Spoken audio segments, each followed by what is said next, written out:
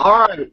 Welcome to Dave's Had Enough Show, episode 79. I got some old guests and some current ones that, well, actually, the people that started doing the podcast with me are actually in here. And RXL two's on. He was one of the first ones, too, outside of Clown Meat. But how's it going, Huvie? I'm doing all right. How's it going, everybody? Let's have a good podcast. Glad to have you, man. Haven't seen you in a while. Old Dirty 33, how's it going, man? What's going on, Dave? Huvie, the old gang is back. And RXL's supposed to be here. He's just right. He said he would be home in an hour. That was about an hour ago. So I told him just jump in if he when I sent the invite and he's not home yet. When he does get home. All right. First thing I want to talk about, I guess, because I talked a little bit about it. Well, I'll wait for RXL because I want to hear what his thoughts are going to be on it too. So let's start where we were or before the podcast. Okay, now Hitman, I actually got a chance to play Hitman. If you guys watched my live stream, who's watching this podcast, I did it last night. It's a really good game. But Huvie said something interesting. Now, Huvie, you said why a lot of people were against it, and why do you think people were against it? Just go into the whole thing about the middle ground, how people just, and this goes along with this podcast, how people just complain about everything in this community. Yeah, I mean, I was basically saying that with gaming how it is nowadays, everyone like you have games now that come out. They're not like games anymore. They're like platforms. You know what I mean? Like you have a middle ground, you have the basics, and then you build on that over time. Mm-hmm. And you look at a game like Street Fighter, for example, is that type of game. However, there was really basically nothing at launch, and the online was garbage. It didn't work. So people complain about that. Like there's no content. Then you look at a game like Hitman, the one that you're playing, and it comes out like it's coming out in pieces. You have chapter one, and then you have, I think they have like 6 chapters altogether, right? Mm-hmm. And there was a lot of people bitching and complaining about that. So basically, there really is no middle ground, anymore when it comes to gaming. Now you can obviously people are going to be like, oh well, you have games that come out not broken and with full content at launch. I mean, I guess. I mean, I can't think of a game. The last game I can think of that came out with an online, offline, and wasn't broken at launch. Does that game exist anymore? I don't know. I don't know. I can't think of one off the top of my head. Well, I mean, games nowadays, I think there's a lot of people that are taking advantage of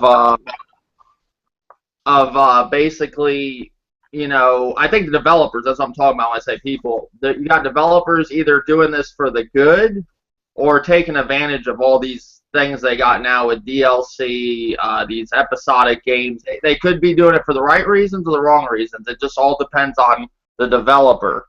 I mean, DLC and all that stuff was first intended on to give you an experience after the one they made. Now it could be with some developers, they already have it made, but they're just holding out on it just to get more money after the initial game.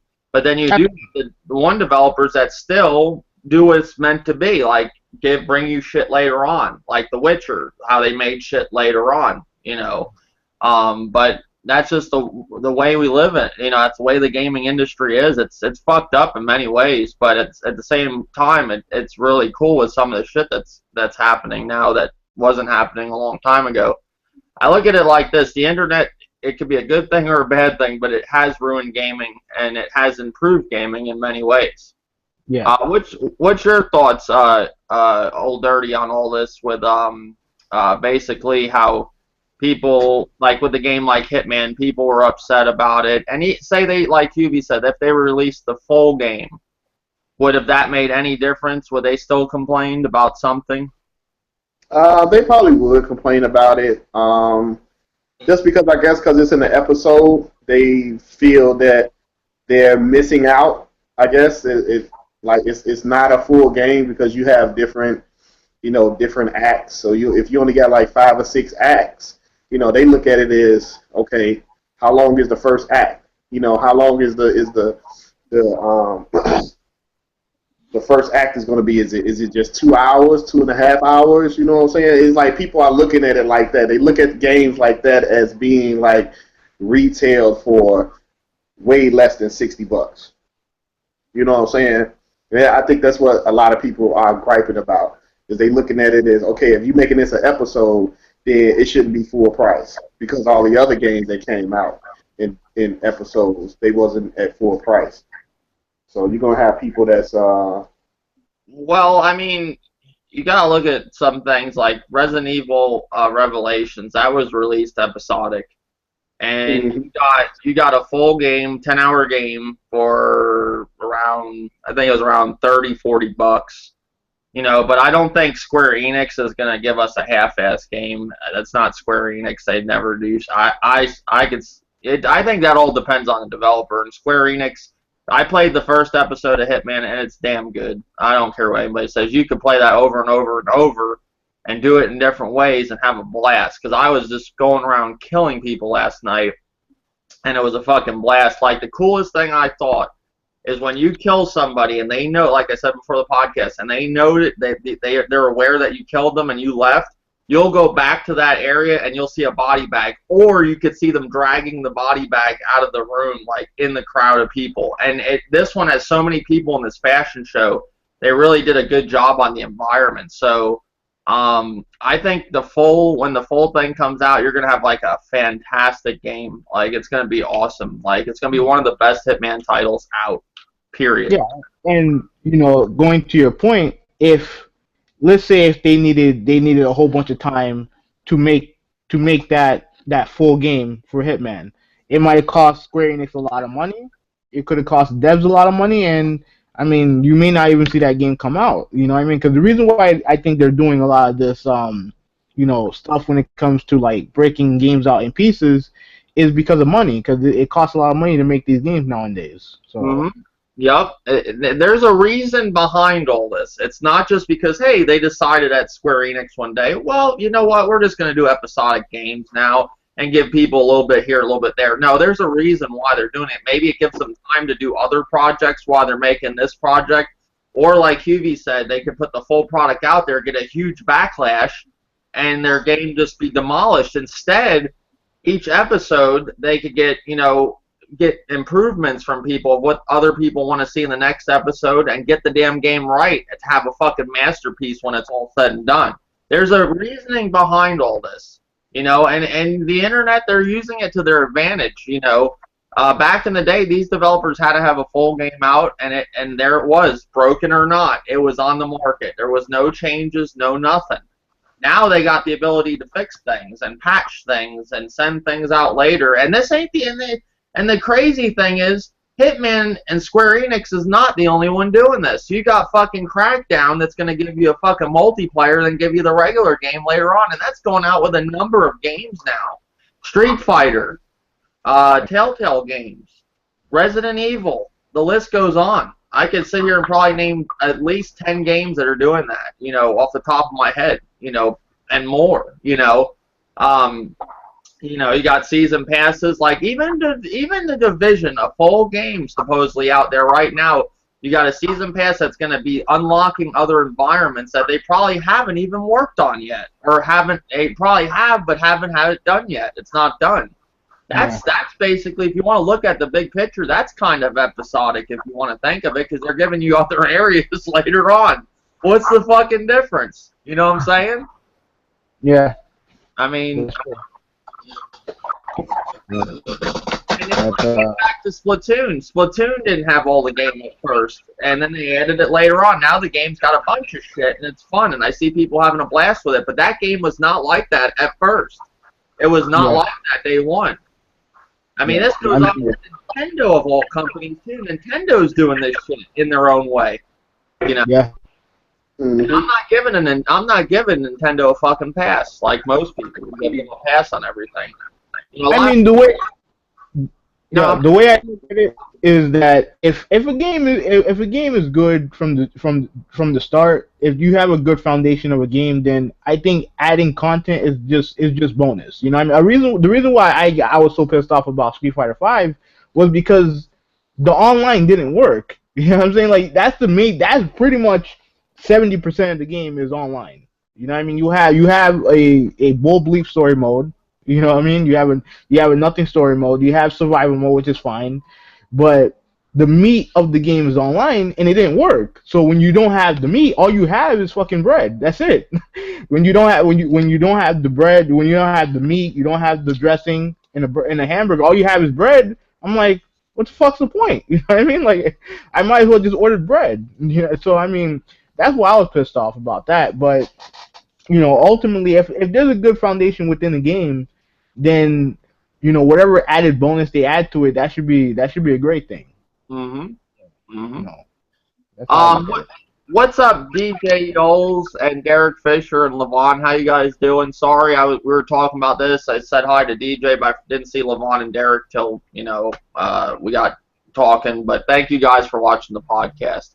And I want to say too, I'm doing this on Saturday. I wanted to do it last night, but with everything going on, it's just going to be different days than normal. You might see the podcast on Saturdays because it's actually easier for me to do it on Saturdays now.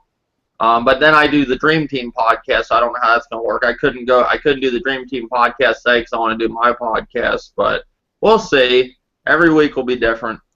But yeah, Hitman. I have to say, so far so good. It's a really good game. I feel sorry for the people that are deciding to miss out because they're like, "Oh, I'm not buying it. It's episodic. Get over it." They're doing that shit and it's not going anywhere. They're gonna be doing it with most likely your favorite titles before you know it. You're going to see fucking, maybe possibly a Uncharted fucking episodic game. We don't know. We have no clue. Sky's the limit with what they're doing. They're doing it with Final Fantasy 7 remake, and Yeah. people lost their shit, and I'm like, yo, you do realize that this game doesn't have to exist. You guys know that, right? It doesn't have to exist. No, it doesn't have to. Like, people have been wanting people have been wanting Final Fantasy 7 remake forever. They get it, and then Square Enix is like, okay, we'll do it episodically, and everyone loses their shit. I'm like, okay, it may not be the best thing to do going forward. It may not be the best thing in the short term, but they're giving you a game that you wanted for years. Mm-hmm. You know what I mean? Like, they don't have to do this. They have Kingdom Hearts. They have Hitman. They had Tomb Raider. Like, they have all these fucking games at your disposal that they're making. They're doing you a favor, and yet everyone wants to bitch and complain because it's episodic. I mean, Yeah, fuck out of here. that Final Fantasy game, they put out a demo for that, and I heard it looks amazing and it's fun. They got a lot going on. They don't have, they if that's the best way for them to give you Hitman, you're lucky you're fucking getting it. They couldn't even, like Tuvi says, they don't have to give you shit. No, they don't have to give you, like, at least with Final Fantasy 7, they don't have to give it to you. Like, it's an old ass game that they're remaking. Let them do what they're gonna do, and judge the game based off of whether or not it's good or not as far as the game goes. Don't just shit on it because you don't like the way they're doing it, despite the fact that they don't have to fucking do it in the first place. Mm-hmm. You know what I'm saying? Like, that's just me. That's just me. Well, and going into Quantum Break, I've sourced some reviews for Quantum Break. That's our next topic.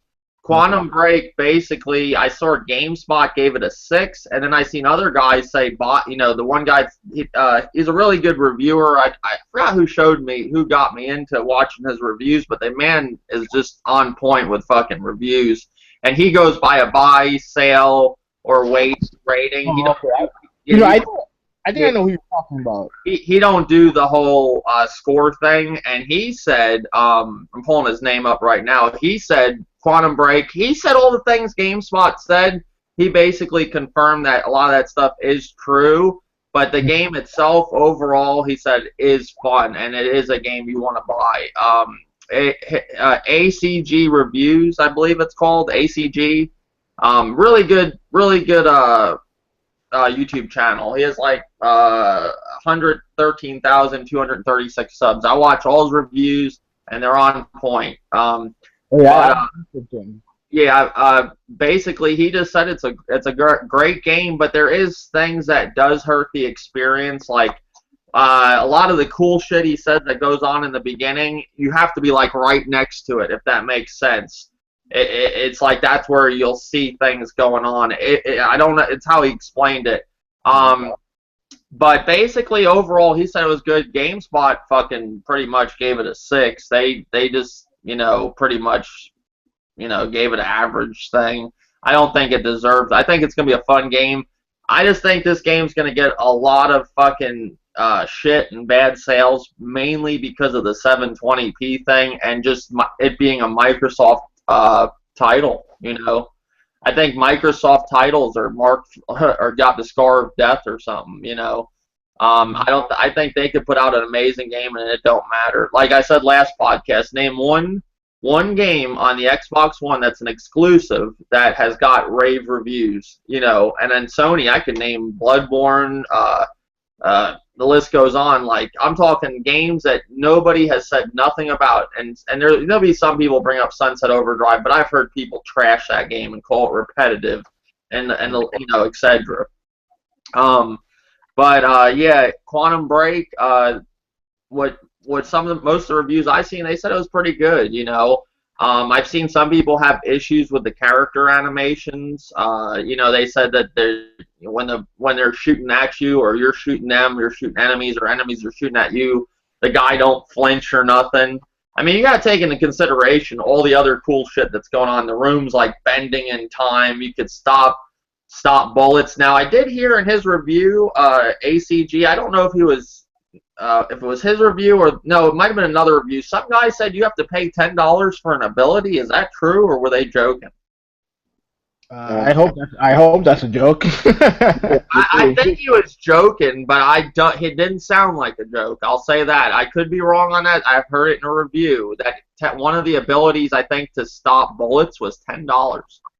Let me see. I'll look it up, but I hope that's a joke. I hope that's a joke, because that'd be a bunch of bullshit. From what I understand with Quantum Break, there's 4 story parts, basically, I think they're 20-minute episodes within the game, and how you play the game will affect that.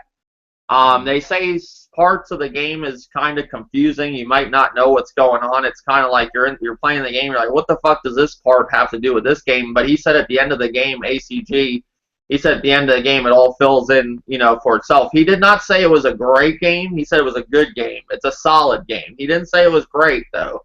He said it was a solid game. He wasn't saying it was like a masterpiece or anything. But they say the beginning of the game is very slow, and he says if you can push through that, you got a good game on your hands. It takes a while to get going. That's what I heard. But the more you kill people, the more your abilities start to the more cooler abilities you get. But I did hear in a review this stopping bullets was $10, but he may have been joking. I don't know. What about? I think it was a joke. I don't see it here. Yeah, I just couldn't see them doing that. But you never know. Well, let me take that back.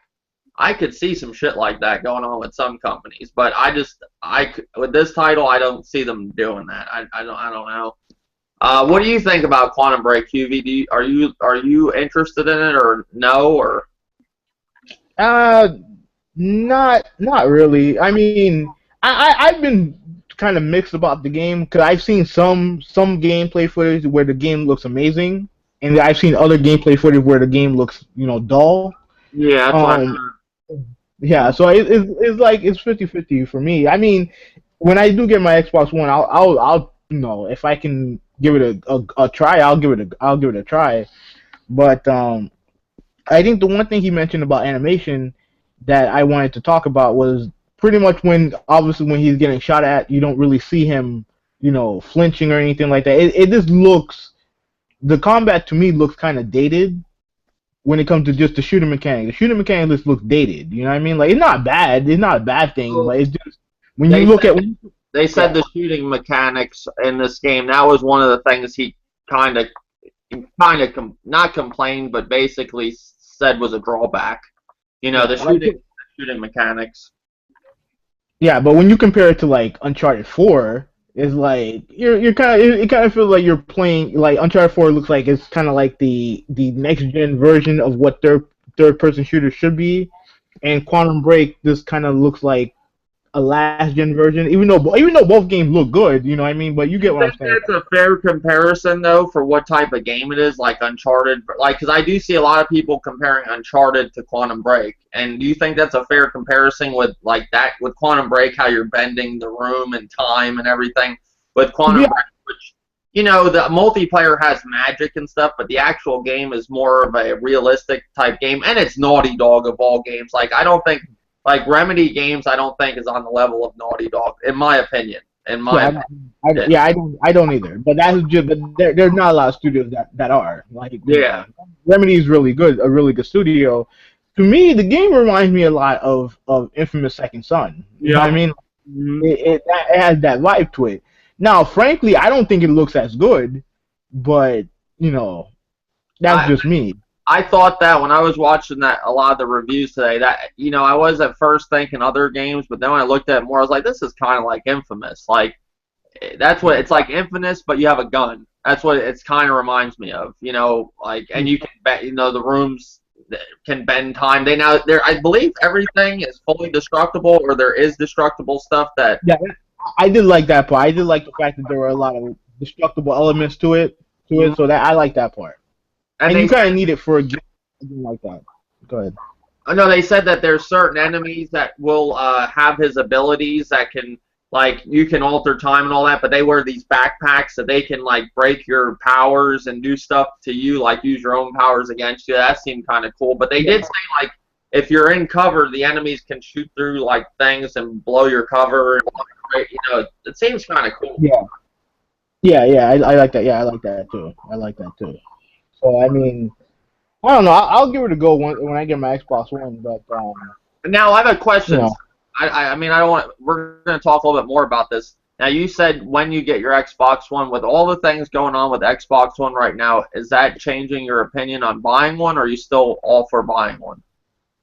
no, I'm still gonna buy one. Like, I mean, I've already made up my mind. So it's like, I mean, unless they basically set a nuke, like they have a nuke inside every Xbox One, and be like, all right, we're done with this shit. We're done. Like, I'm gonna buy one. You know what I mean? Like, so, I mean, all this stuff about the whole game going to PC, yeah, it would be, something that I would care about if I had a PC that can run these games, but I don't. So it's like, I mean, I'm just gonna buy it on the Xbox One. So it's like, it's not really a big deal for me. Mm-hmm. Well, that question I'm gonna ask you later on again, with a certain subject we're gonna talk about probably next. I was hopefully waiting on RXL to show up. He might be still running late, or he might not show up at all. But yeah. I just with Quantum Break. What's your thoughts, Old Dirty? Have you seen any of the reviews for Quantum Break, or heard anything that's kind of like changed your thoughts of it, or? I seen one review on it. I try to stay away from reviews because if I see a game, you know what I'm saying, and it catch my eye and it look like a fun game to me, then I don't really need to really hear another person's opinion about the game if they like it or not. Because just because a person from IGN gave it a 6.5 doesn't mean I'm going to hate the game too like he did. You know what I'm saying? So it's like I'm getting the game day one. I'm pretty sure it's going to be a cool game, a fun game to play. Like you can play it multiple times and get different effects from people from dying to people living. So that's basically what I got from the game from one review I looked at. So it's like, yeah, this game looks like it's going to be fun, and if I can, go back and replay it again to alternate change things, you know what I'm saying, to get way different endings and stuff like that, then yeah, that's cool. You know what I'm saying? Like I got my money's worth. It looks like it's gonna be a cool game, so I'm gonna pick it up, and I really don't care about the reviews. Really, it all depends on my review. If I get it and I get halfway through the game and I'm getting bored and I finish it, I can truly say it's like, you know what, I didn't like this game. Hey, can What's you up, guys Wolflow? How's it going, Wolflow? hear me? Okay. Yeah. Sweet. Hey, long time, man. Thanks for the invite. Oh, no problem, man. There's so many different people that join at times. I forget everybody's, who just send invites. It's just how it goes lately. And now it's like a lot of people that would join, they're doing different stuff, so I don't know. It's always different. RXL's supposed to jump in, so we'll have the original cast here. The only one we're missing is Clown Meat, but I ain't having him. So, yeah, there's a bunch of OGs here, man. But, what was I saying? Going on with reviews, like, I noticed lately with GameSpot, like, them and IGN give, mainly GameSpot, they're giving a lot of games low reviews. Have you guys noticed that? Well, I think GameSpot has always been kind of tough on games, at least tougher. I think they were the one that gave Last of Us a 7. I think they gave not Wind Waker, Twilight. What was the last one that came out? Twilight Princess. Twilight Princess. Twilight Princess. They gave that one, I think, a 7.5. So they're harsh. I don't want to say like they're harsh, but they have I guess a higher standard of reviewing games. And I mean, I'm cool with it as long as they could back it up with facts. I'm cool with it. You know what I mean? Because it doesn't change my opinion of the game. It's just because obviously everyone has different tastes. Everyone has different they have different things that they look for into a game. Why so do people I always see people going back to all these sites and all these scores, but we've already seen time and time again how irrelevant the scores are. Like, they really don't have any real relevance as to like what the game focuses on and what the game excels at. Like it could have nothing to do with the number, whether you enjoy it or not, man. It's crazy. Whoa, are you knitting or something? Or like you feel like it sounds like like you're like what's that thing that you're like sewing clothes? Look like a Morse code. Or Morse code. It just reminds me of one of them machines that you would like be sending something to like repair something with them clothes or something. There it is. You hear it? Yeah. You don't have a fan on? I think you have a fan on or something like that. Whose end is that? Mine? It's you, Wolflow. Just jump in and jump back. Come back in. I think they'll fix it. Oh, that's weird. Okay. Yeah, just jump in and jump back in. Jump out and jump back in. I think they'll fix it. Yeah, because I hear a lot of guys, say that, they don't like IGN. When they review certain games for a certain console, they bias. But it seems like these guys always go back to IGN. You know what I'm saying? It's to me, go off on what you think is fun to you, not what this one person from IGN said about a game. That's his opinion. It wasn't everybody in IGN from the building. You probably got 100 and some people there. All of them just didn't get together and say, "Yeah, get this game a 6.8." It was that one person that reviewed the game. Well, it's because I think people go to them because they are usually one of the first ones. Like they already got a review out for Quantum Break, GameSpot, so that's one reason probably why. And they're just used to I mean, I'll be honest. IGN back in the day was my go-to source for anything to do with movie trailers, video games. Like that website is what I went to all the time before I discovered YouTube, and they had a YouTube channel. I used to just watch it off their website. But that's just something you got in habit of going to. But I guess, even though people get mad about it, they still go to it. It's just it's human nature, I guess you'd say. But see, just like you said, it's being human nature. But if you know that a game is coming out that in your mind or in your heart, like, man, that's gonna be a good ass game. I'm getting it day one. I'm gonna have fun with it. You know what I'm saying? Me and my guys, we gonna play the multiplayer, and then you go look at a review, and if their review ain't the same as yours, why get upset? Because that's one man or woman's review. You already got in your head that to you, that game is gonna be awesome. When you play with your buddies online, that shit is gonna be awesome. So why get mad at one person's review over here that you don't know on their point of view of a review of a game that they might not like? Maybe they all might. You don't know. Because they got nothing better to do, man.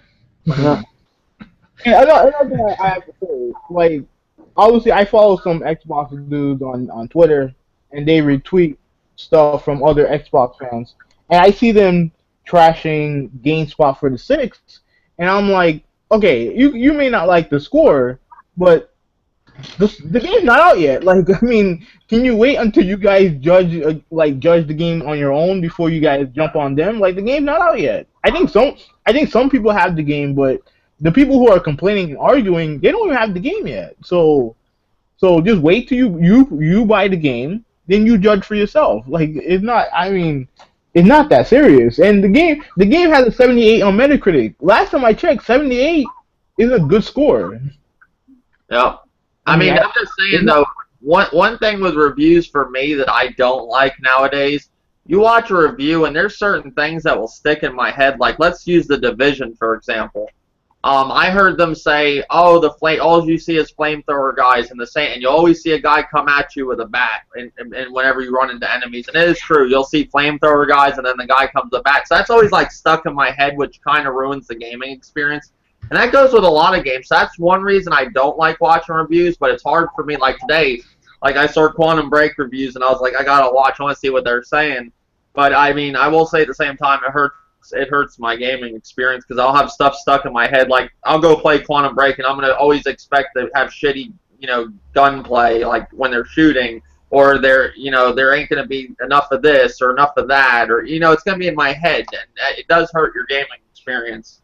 And I think it hurts sales too, like with all the negativity of the 720p, and not even just reviews, just negativity on the internet will hurt the game sales.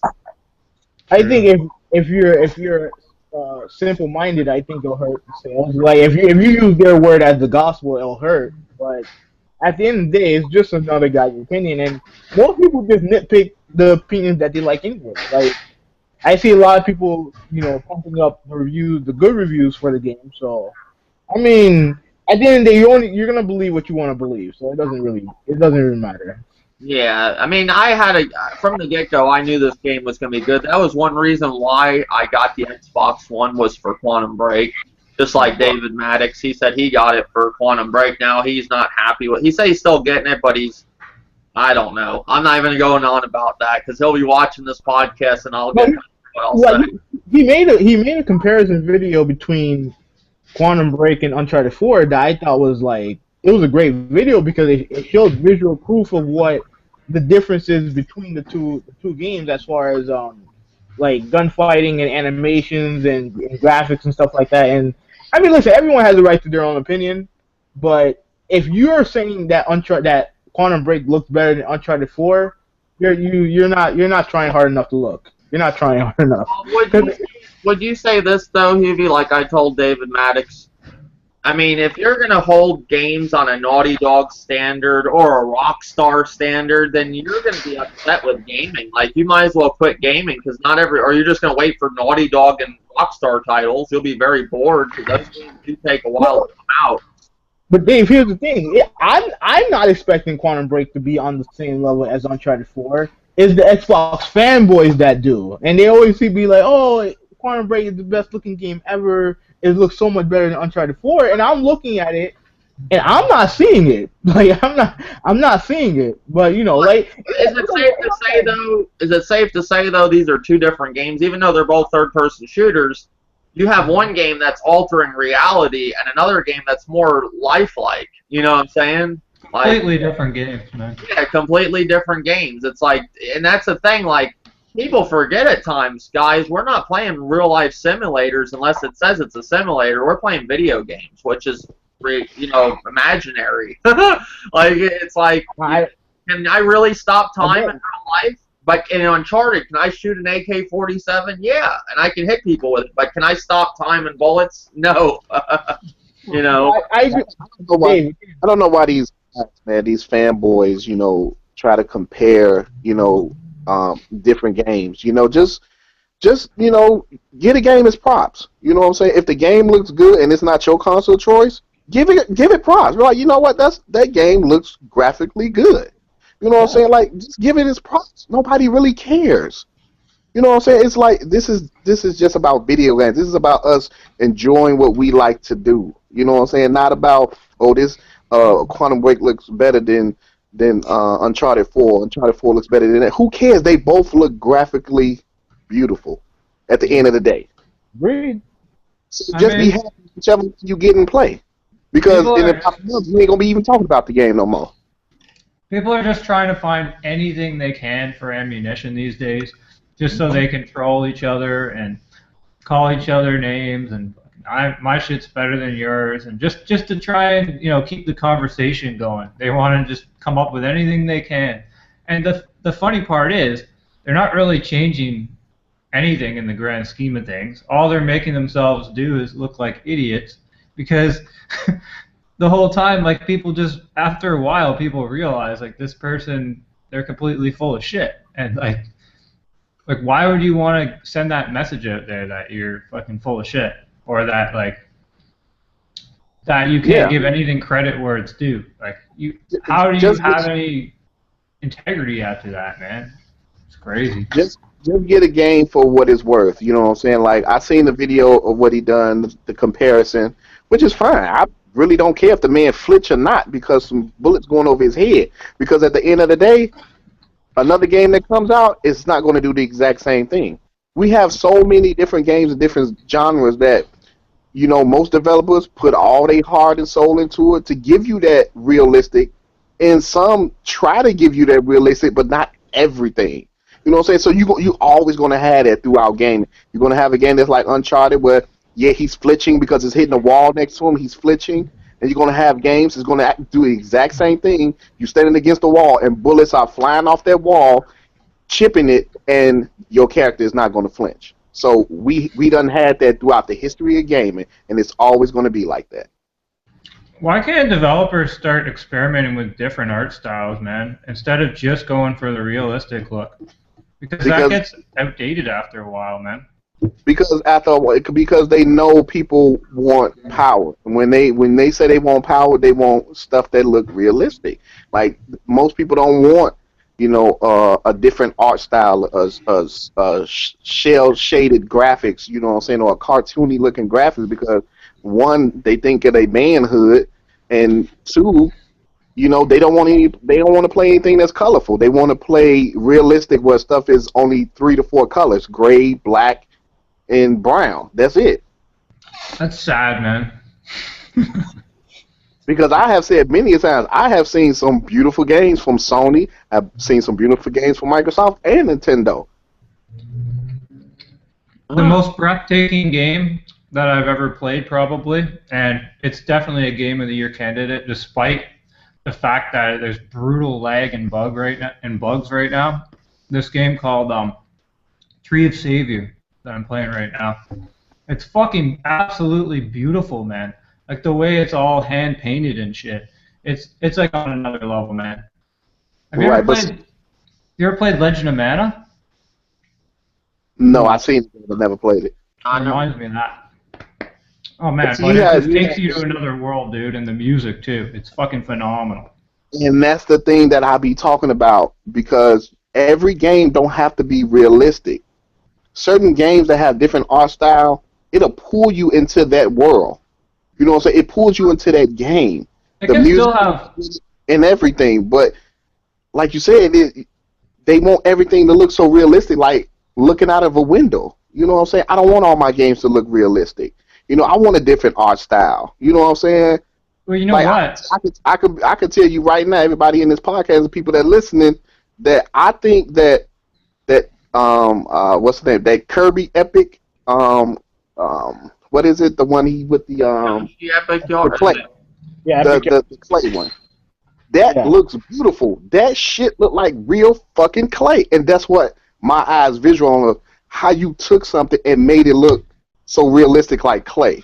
You know what I'm saying? Like yarn. You know what I'm saying? When you like unravel, that looks nice because that look like real. You know what I'm saying? Like yarn, real thread. You know what I'm saying? That game looked beautiful. How they took that element and did that. It's what they put into it too, like all the textures. Like, sometimes you'll have all these boring dungeons, and it's because a lot of these developers, they just want to be lazy, man, and they don't want to go the extra mile. That's why they've switched from a lot of art styles to the realistic art style, because they don't have to do all the details. They don't have to do, like, they can just take they can take captured images of things. It's shortcuts in that sense. So they want to get away from certain art styles. Look at King of Fighters. even Kirby Epic Yarn. I think that game looks beautiful. Like I'm looking like, damn, Nintendo really graphically made you think like you're playing with real fucking yarn. And I like things like that. Don't get me wrong, like I hate realistic. I like realistic. But I like games that can, get you into it to be like, man, they really put their heart and soul to make it look like you actually playing with a bowl of yarn.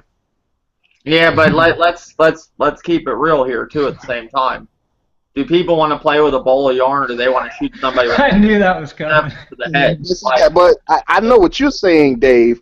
Like, do people want to play with yarn, or do people want to play with guns? But what I'm saying is not. What I'm saying is the look of it. I like how the look of it. No, I believe I know what you're saying, but it's a shame that people won't buy that game. They won't because they want the next gun game that's gonna like blow up a building and kill innocent civilians. Like that's what they want. Like they want to see people flying off the rooftop, screaming, burning on fire, as real as it can get. Like it's in human nature to see people to want to kill people. A lot of people they want that. Like we're playing games, killing people. Like should that give anybody an idea of how people really what they think in their head, like what they want to do? Like why do people want to play shooting games all the time and shoot people? Like just think about that for a second. And they don't like so much want to play Mario jumping on Goombas. Like I'm just saying, like they want to see how real it can get. Like people are curious about stuff like that, And in video games, you can do that stuff. Unlike real life, I can't go up and blow somebody's head off in the middle of the street and get away with it. I can if I want to, but I'll go to jail, But that's what they want to play all this stuff out in their mind because it's curiosity, and I think to a certain extent people do want to kill other people, in my opinion. I don't know. I've watched. Right. You do have people want to kill other people, you know what I'm saying? You want games like Grand Theft Auto, which is cool, you know what I'm saying? I have nothing against Grand Theft Auto.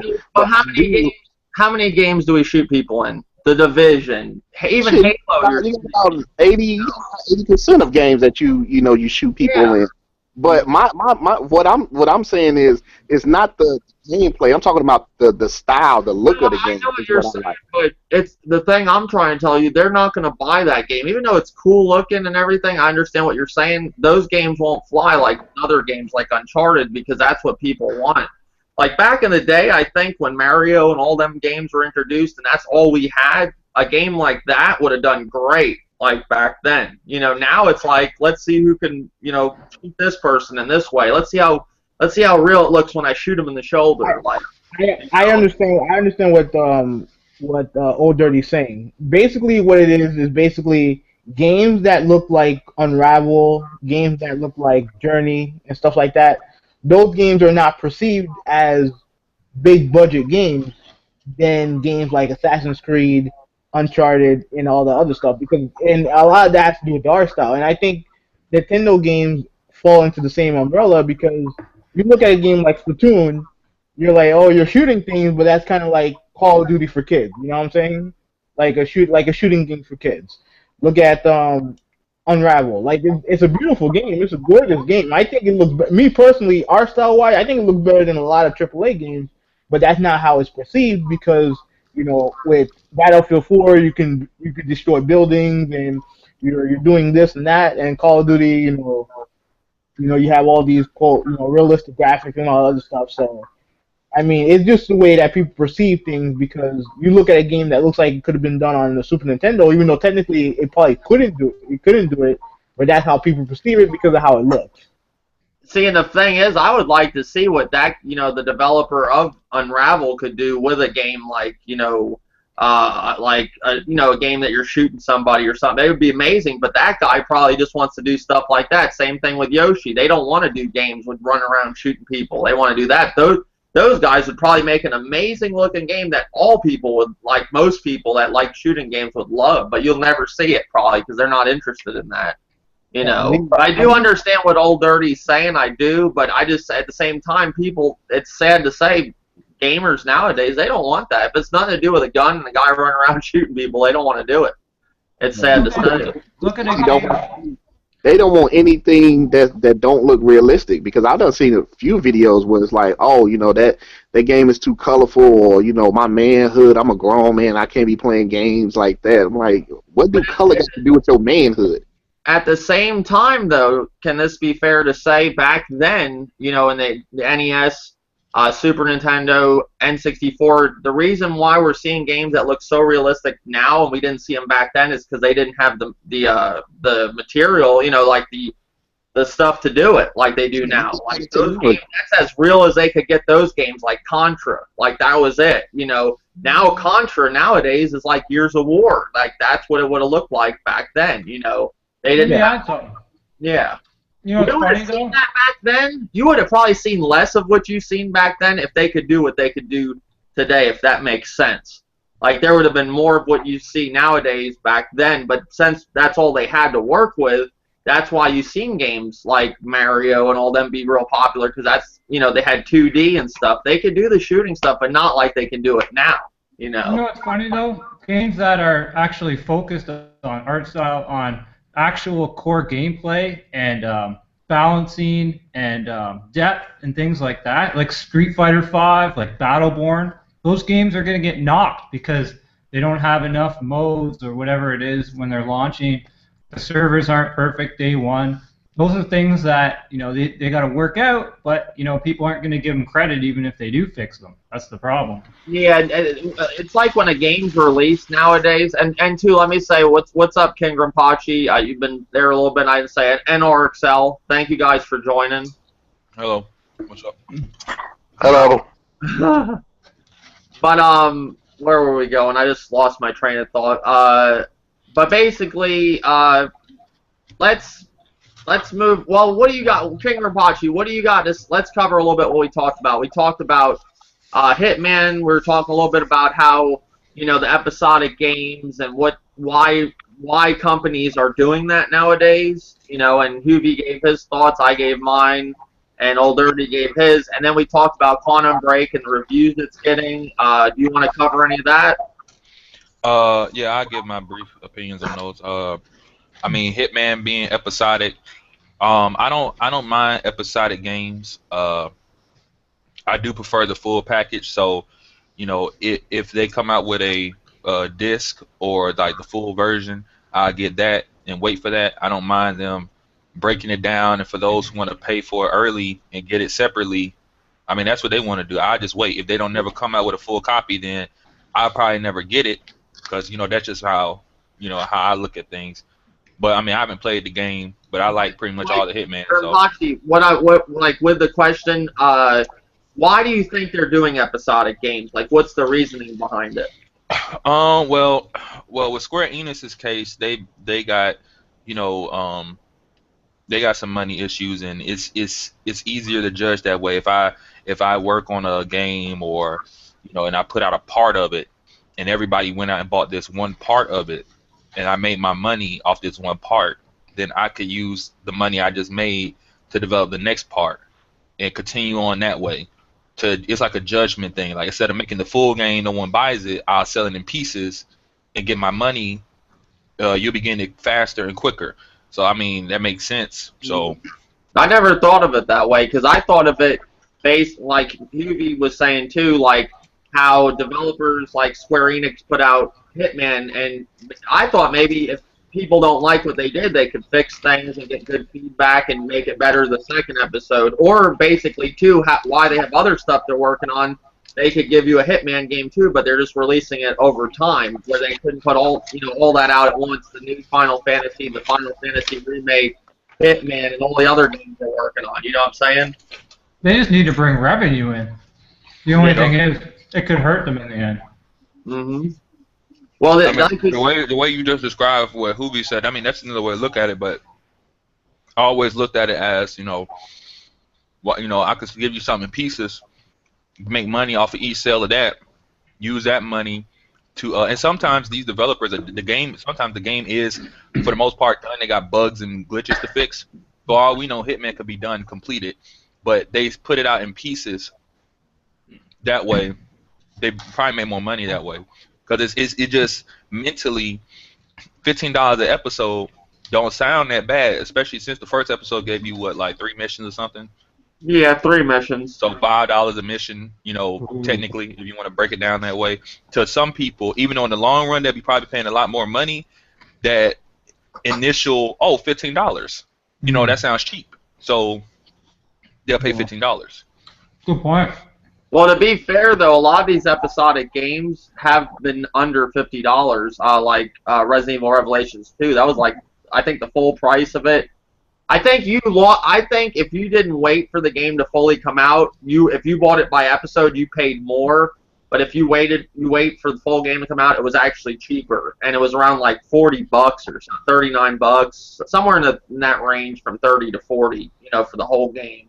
And a lot of the episodic games are like that. Now, Hitman, I'm hearing the next episode, I think Ozzy said it was $10. I don't know.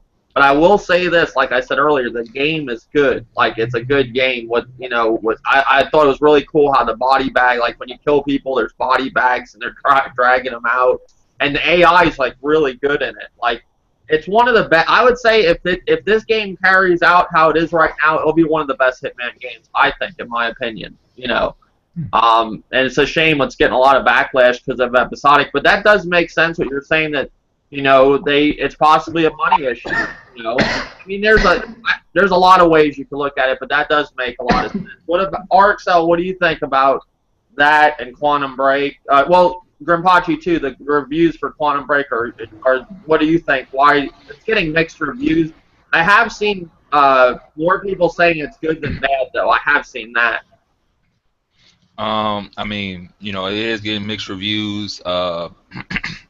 I've seen different comments on the game. It's kind of weird because some people are comparing it to the Order, but And Uncharted.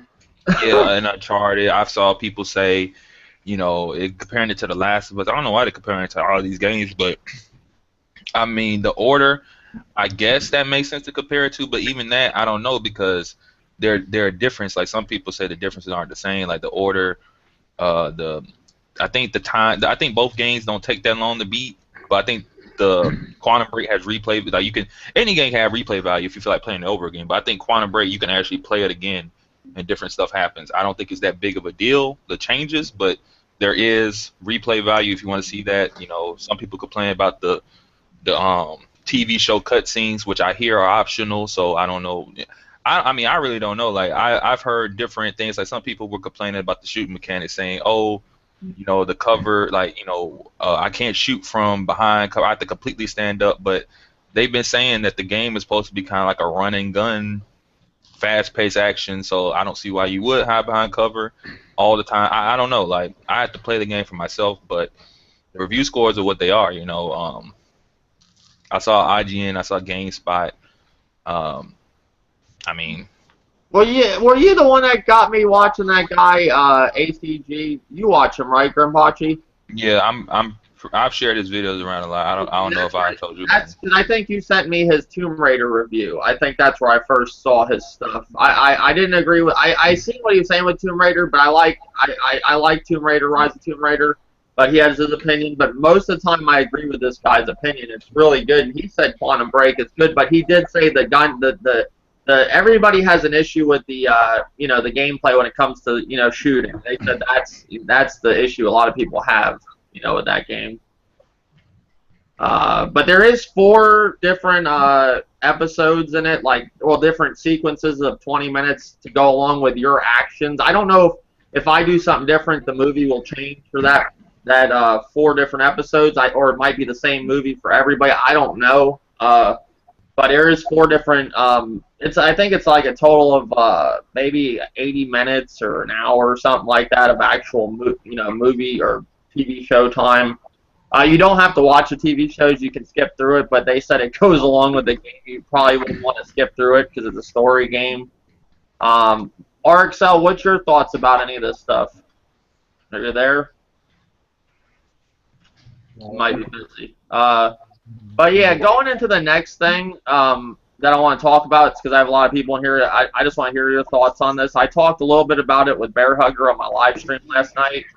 They do have PlayStation 4.5 supposedly coming holiday. I want to know your guys' thoughts is like a lot of us in here own a PlayStation, or are wanting to get a PlayStation or was planning on getting one. What's your thoughts, Wolflow? We'll start with Wolflow about this whole thing.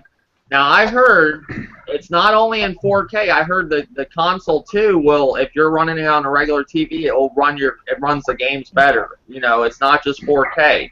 That's what Bear Hugger said. But I heard they're working on they're rumored to be, there's a God of War game coming just in 4K, better visuals and everything.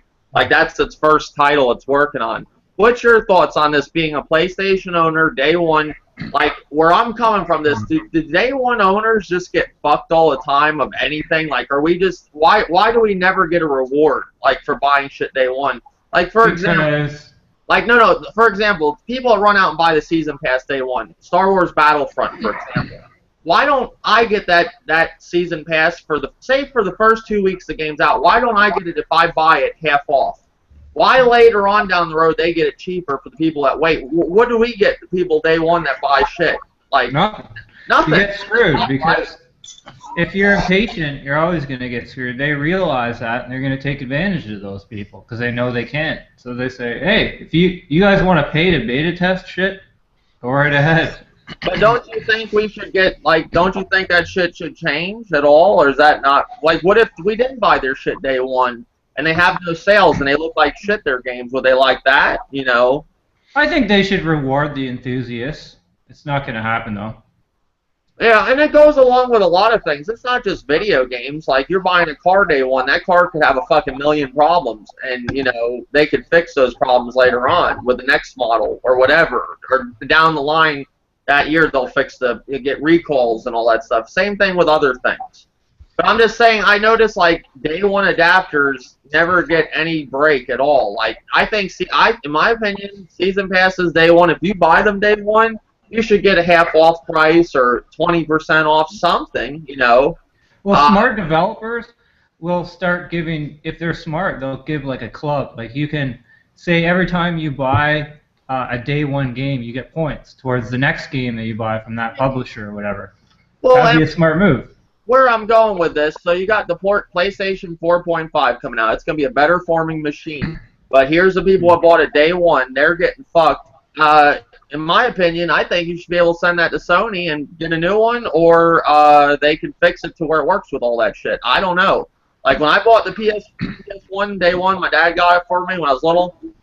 It didn't work on my TV. It had a problem where it jumped on the screen, on the boob tube. It would jump like the picture. I sent it in. They fixed it. Sent me back Ridge Racer with it for free. Dave, welcome to the new age of technology, man. Well, when you buy a PC, you're not going to be able to send it back and get a new one. You go to eBay and you might get something half decent, but they drop pretty fast, man. So like I'm saying, are we having to look at these consoles like PCs? Like I've been saying, they're going into PCs and all that. That's what it's looking like, Yeah. Well, when it comes to buying anything early, this has always been going on. I mean, I wouldn't expect, if I bought something early, if something happens down the road, I wouldn't expect to get nothing out of it, because when I purchase things, I purchased that thing because that's what I wanted. Like, when the 3DS was first announced, they were selling those for $250, and that was before the XL model. That was before the new 3DS model. So anybody that bought that system for $250, you bought that system. When the XL model came out, and then they dropped the price of the system from $250 to $169, which is more reasonable. I think Nintendo did have some type of ambassador program where you got some Game Boy Advance games or something, but even that, a lot of people didn't look at it as something, because you can go emulate those games for free. So you got a little something, but a lot of times you don't get anything. But that's to be expected. If I buy something and something happens, then they make a new system or whatever. That's just what it is. I don't ever expect you gotta take a lot of stuff into consideration nowadays that wasn't going on back then. You got games now that come out completely missing, broken completely on a lot of aspects, and we're basically, the day one adapters are having to go all through that, have a shitty game. They're not giving you any kind of kickback. Hey guys, our game was fucked up from the get-go. Here you go. Our next game coming out, here's half off on that if you want that. Or season pass, $50. Why can't they do a discount for people who are buying it? I don't mean, see. they could, but then they would have to track. Like that's what I'm saying, you gotta, for what you're referring to, if a game is messed up, like using uh just give me a game that's messed up at launch. I don't know. Assassin's Creed Unity. Okay, Or, use Unity as example. That game, I think still now it's a lot better than what it used to be, but it still got issues.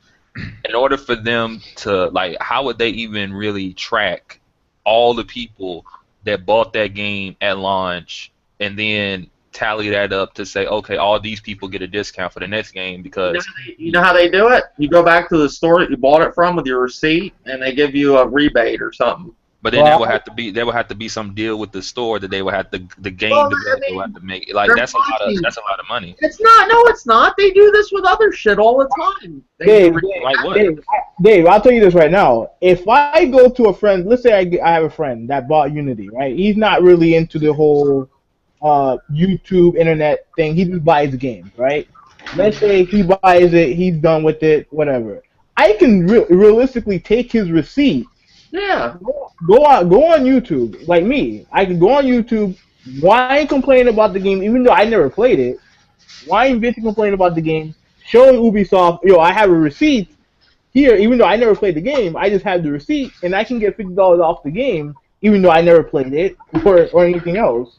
You know what I'm saying? Like it can if you give people an opportunity to kind of like do what you're saying, there's always going to be people out there who take advantage of that. And not only that, like a rebate is it's different than something has a problem. You get rebates. Like when I buy computer parts, the let's say a graphics card, I buy maybe $200, but there's a rebate, and really after I put in the rebate, get my money off the rebate, I only pay $170. But that ain't have nothing to do with the fact that the graphics card was messed up. That's just something that goes on with the car. I mean, but there's a difference from them putting out a half-ass product and it's not working. Batman Arkham Knight example. When games come out messed up, like I would never expect the company to do anything because they're a company. All I do is I don't buy from them no more until I see a change, or even if there is a change, I may feel so screwed over I don't buy from them regardless. Like it's not like with the PS4K that's supposedly coming out.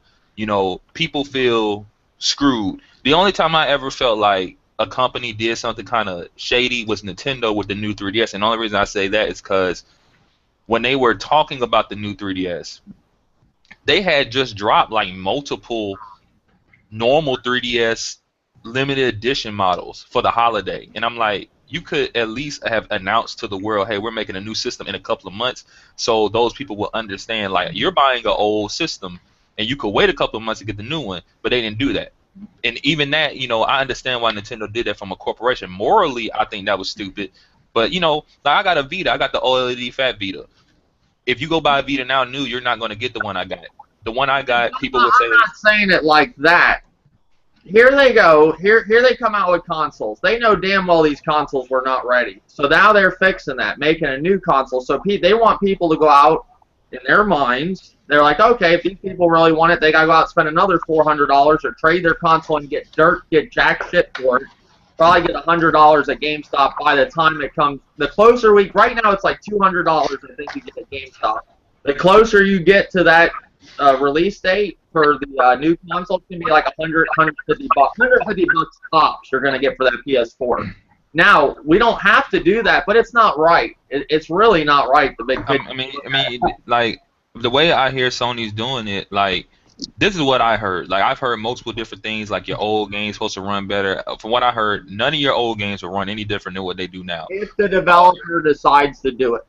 Well, no, I heard that they won't run better. Period on the new system. There's like it's just not gonna happen. They're not gonna run or look any better. Now the newer games are going to run better, and you can play them on the old system, and they may or may not run the same. They may run worse, which basically sounds like It's like Dying Light, how they just did an upgraded version. If the developer wants to, they could say, "Oh, go out and buy the Division Enhanced Edition on PS4 4.5," and then people have the game. We're sending out a patch. It's up to the developer. That's what I heard. Well, I mean, if they do it that way, then the Enhanced Edition will also work on the old system. Now, depending on what they enhanced, if the enhancements aren't that great, then both systems could probably run it. Like what I'm saying is that these upgrades that they're doing to the console, if people feel like it's wrong, I mean, the only thing you can do is not buy the console. I don't have a PlayStation 4. I have an Xbox One. I have a computer. I have handhelds. I really don't see the purpose of buying the new PlayStation 4 unless you have a 4K TV, because the biggest feature I hear about it that's supposed to be with it is that it comes with a 4K Blu-ray player. Which, I mean, if I don't have a 4K TV, so that's pointless. The game. But they said they're going to enhance the game too. If you have a 1080p TV, it's going to run 1080p 60 frames per second. It's not just 4K. That's the problem. But like I said, it just depends on where you ask. I don't know. Like there's rumors. We need to get concrete information, because some rumors say that the older games don't do anything different. Some are saying that they will run at 1080 60 frames. But the thing is that I personally don't think they're going to run at 1080p 60 frames, because I don't even see how that's possible. Well, I have a question. Could you see this though? Okay, them putting all the time into the 4K version. Say they're not doing an upgrade of 1080p and they're just focusing on 4K. Can you see the regular version of the game they're not giving a shit about and just focusing on 4K? Like the. What is it? Hyrule Warriors on the new 3DS. That game runs on both the new 3DS and the old models. On the new 3DS, it runs at 30 frames per second, pretty much locked. On the normal 3DS, it runs at like 20 and 18 frames per second, with less enemies on the screen and whatnot. So it's not a different copy of the game, but if you got the new system, then I guess it detects that it can handle more, so it produces more people on the screen and better visuals. I mean, that's just the model you got. If you want the game a little better, you just gotta get the new model. I mean, that's what it boils down to. Like, whether, if you ask me if it's right or wrong, I mean, honestly, I look at it as neutral. I don't really don't see it's right or wrong or not. I mean, it's but going back to I want to ask you this question. Going back to the games coming out day one, fucked up a lot of these games. It's like you go buy a car and it's a fucking lemon day one, and the dealership says, you know what, you spent 20, 30,000 on the car, it's yours. Have fun. We're not fixing it. What would you say, Grimpachi? You just spent 30 grand. I wouldn't purchase for them no more. They would have to fix the problem. They would take it back. You'd get a warranty problem. If there was no way for me to get my money back, or they couldn't fix my issues, and if I didn't have no money to take no legal action, then the only thing I could do is basically suck it up and just either try to sell the car to someone else. You would try to fight that though, right? You wouldn't just say. But that's kind of a different scenario. You're talking about a vehicle. Yeah, but I'm just saying. If a vehicle got problems, especially the problems that kill me. So it's okay for a company to put out broken games that don't work. No, I didn't say that. I'm saying that a vehicle and its issues, which could potentially cause an accident, is different than a console and its issues and a game and its issues. Yeah, you know what I'm saying? I'm giving you an example of something else that would be kind of like this. Not exactly, kind of like this. Like, that don't go on with other stuff, but it's going on with this. Like, I mean, depending on where you buy your games from, if you buy a game and it's broken, if my Walmarts and my Targets, not a GameStop, it don't work it there. If I go to Walmart, Target, buy a game, and I bring it back maybe the next day or 2 days later, and I say, look, this game is not working right and glitchy, especially seeing as a customer service at Walmart and Target, they're not gamers, so they're just gonna think something. They give me my money back.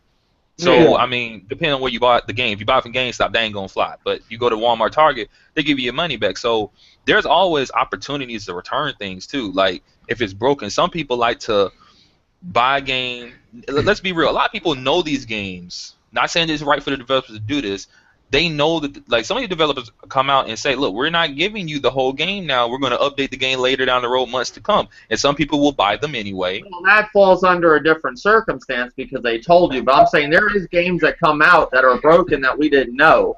And there it is. You know what? I'm not usually one that does complain. I'll just fucking, wait for them to fix or whatever. But I'm trying to talk on the people that are unhappy with this and stuff. I don't see. Well, the best thing I could tell them, if they're not happy, the only thing you could do is not buy the game. Like right now, there's no games I particularly want to play. I don't play my games really because there's nothing. Unless I want to play something old, there's no new games to play. For me, I don't complain that there's new games. I just don't play my games.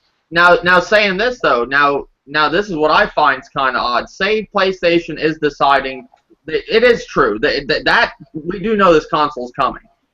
All right, what is Xbox going to do? Are they just going to stay on there and be even less powerful with the Xbox One than they are now? I mean, why not? I mean, I don't see why that would. See that happening. I see them doing the same damn thing, making another console. And are you going to be happy about that? Just buying an Xbox Oh, One? I really particularly wouldn't care. I mean, if they made a new Xbox One, I would probably still be looking at if I were to get another system, it wouldn't be another Xbox. It'd be probably a PlayStation 4 or something else because I have an Xbox One. Like they're like these upgrades that they're going to do. If they were to upgrade the Xbox One or the PS4 so much so that it can't run the new games on the old system, I mean, if these games are like the games I'm already getting, and I don't like the games I'm getting now, but they just look prettier, I'm not gonna care.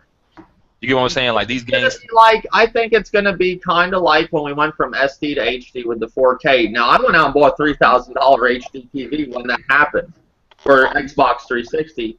I'll buy a 4K TV. One thing I'll say on this whole thing, I was looking at 4K TVs. You can actually get them pretty cheap from what they used to be.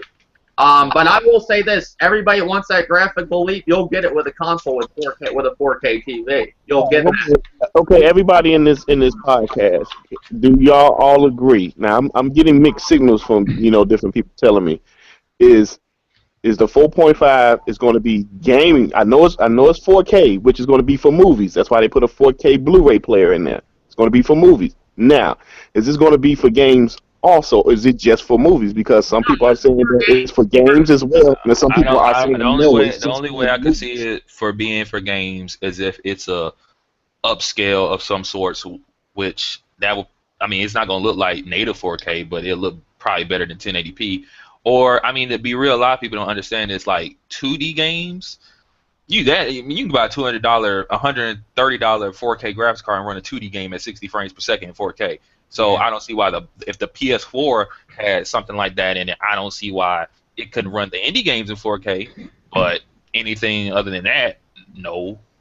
They do have a title they're working on just for this console. Like you can probably get the version in your regular console, but it is a 4K version of and the rumor is God of War 4. That's what it is.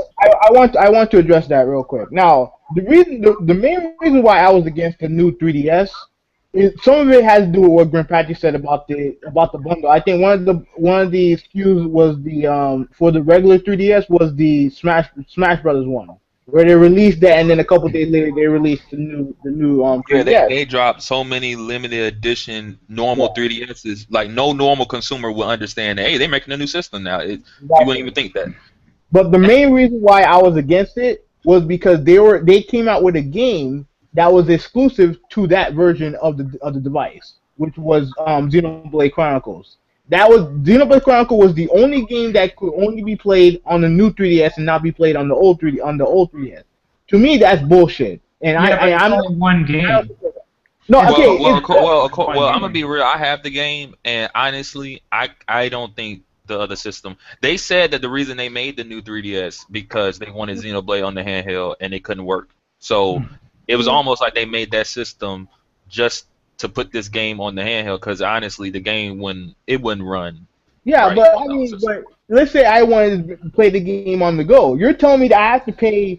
Like I have to get rid of my old 3DS. No, you don't. No. Nobody's holding a gun to your head, though. No. Let me explain. Yeah, hold on. Let people finish when they talk. I don't want nobody cutting it, and I'm for the same for me too. Don't cut people off. Let them finish.